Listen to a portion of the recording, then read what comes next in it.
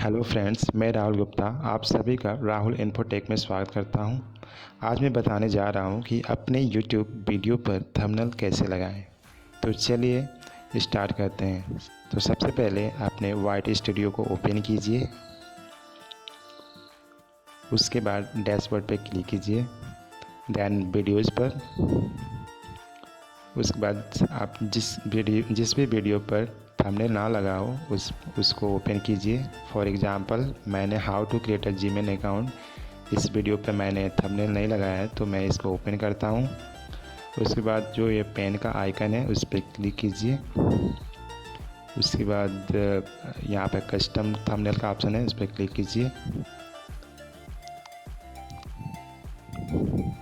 मैंने ऑलरेडी बना चुका हूँ तो यहाँ पर इसको ओपन करता हूँ और यहाँ पर सिलेक्ट का ऑप्शन है, उस पर क्लिक करता हूँ। और देन जब सिलेक्ट हो जाए तो यहाँ पर सेव का ऑप्शन है, उस पर क्लिक करने से आपका थंबनेल लग जाएगा। तो thanks for watching and please like subscribe my YouTube channel.